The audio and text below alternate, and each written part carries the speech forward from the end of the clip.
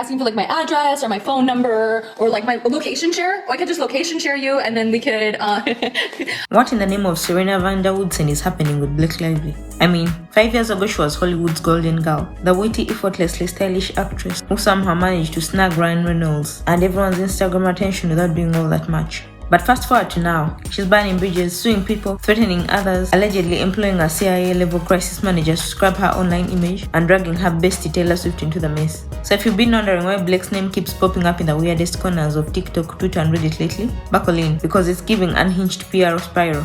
Let's rewind. Blake started off in the quintessential early 2000s way, starring in the sisterhood of the traveling pants looking like she actually got the best pair of jeans, and then skyrocketing to fame with Gossip Girl as the girl every teen wanted to be and every man wanted to date. Hollywood loved her. She had that whole not like other girls energy. She didn't do a million interviews, didn't party too hard, and then married the Ryan Reynolds. Honestly, it was kind of the perfect setup, but she never quite made that leap from TV it girl to respected actress. She always hovered in that space of being famous for being famous. Like, what's the last memorable film you saw her in? So here's where it gets spicy. In 2023, Blake was cast as Lily Bloom in It Ends With Us, the film adaptation of Colin Hoover's best-selling trauma-fest masquerading as a romance novel. And listen, when the casting dropped, fans were confused. Lily is supposed to be 23. Blake is definitely not. But whatever, age is just a number, right? Let's go ahead and start with the infamous rooftop scene where Blake is wearing coveralls. I give this outfit a 7. Somebody did point out that she is twinning with Michael Myers, and now I cannot unsee it. I mean, what can I say? I think that this is a horrendous outfit. This gets a 1 out of 10. Except Blake went full PR blitz, promoting the film like it was 27 dresses instead of, a deeply triggering domestic abuse story. She wore floral dresses, laughed on set, and gave rom-com heroine energy in all her promo. It Ends With Us is in theaters now, so grab your friends, wear your florals, and head out to see it. The internet dragged her. The film thankfully did not bomb, but both critics and the audience were not impressed by her behavior. Critics called it tone deaf, fans called it insulting. And Blake, instead of just accepting the L like most of us do with a bad haircut, she flipped. In what can only be described as a career Hail Mary, Blake filed a lawsuit against Justin Baldoni, her co-star and the film's director, alleging SH on set. Except here's the thing, the claims are vague, poorly timed and suspiciously convenient. It looked less like a woman seeking justice and more like someone trying to distract from a public flogging. Insiders whispered that the vibe on set was always professional. Only 1 out of hundreds, if not thousands, has said otherwise. And it's connected to Blake, so it's probably another spin attempt on her part. Some crew even suggested Blake and Justin barely spoke unless cameras were rolling. What's worse, her legal team offered almost 0 receipts, and now she's scheduled to testify next year. A case Hollywood is watching like it's a sequel to Gone Girl. Only no one's buying her as the victim or mastermind, because she has at the moment withdrawn claims that she suffered emotional distress. Problem is, victims suffer emotional and psychological distress. It's always an effect of abuse.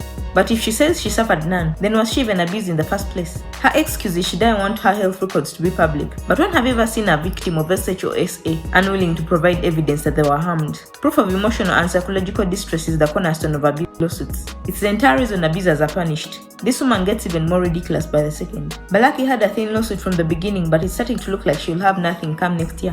Now here's where it gets dark. Multiple SEO analysts, and I cannot believe I'm saying this, noticed that search results related to Blake started looking sanitized. Negative stories about Balakey disappeared, Reddit threads were removed, and YouTube videos were quietly taken down. Then came the whispers. Blake had hired a former CIA crisis operative to run her online image. Apparently this guy specializes in scrubbing celebrity dirt from the internet and flooding Google with fluff pieces. And suddenly there were stories about her iconic baking skills and how Blake Lively juggles motherhood and stardom popping up everywhere. It's like she's trying to gaslight the internet into thinking everything's fine when no one's buying it. And if you thought she'd stop there, think again, because apparently Blake pulled Taylor Swift into her spiral. It's being claimed that after the lawsuit announcement, Blake tried to pressure Taylor to post public support. When Taylor refused, because obviously her brand is not going down with this PR train wreck, Blake allegedly threatened to leak private text messages between them. And here's the kicker, Taylor's dad is the one who confirmed it happened. Now Taylor's been completely silent. Travis Kelce unfollowed Ryan Reynolds on Instagram and also it. Hugh Jackman, the only celeb backing Blake publicly, is probably covering for her energy race. Like, what in the Marvel universe is going on?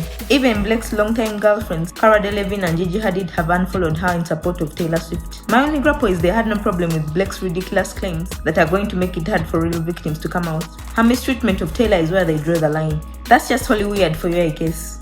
At this point, Blake is doing more damage than any film flop ever could. She could have easily taken the L after the backlash she received, gone quiet like J-Lo, and come back with a decent indie or lifestyle brand pivot. But instead she chose chaos. She's alienated her peers, weaponized the legal system, and gone full narcissist mode by trying to erase reality through SEO tactics. Like, girl, you're not Olivia Pope. This isn't scandal. The internet remembers, always. And here's the sad part. Blake had the potential to be respected, adored, and admired for generations. But now she's heading down the path of becoming that actress people reference when they talk about how not to handle a little criticism. So what's next for Balakey? A court case, more PR cleanup, and maybe, just maybe, a reality check.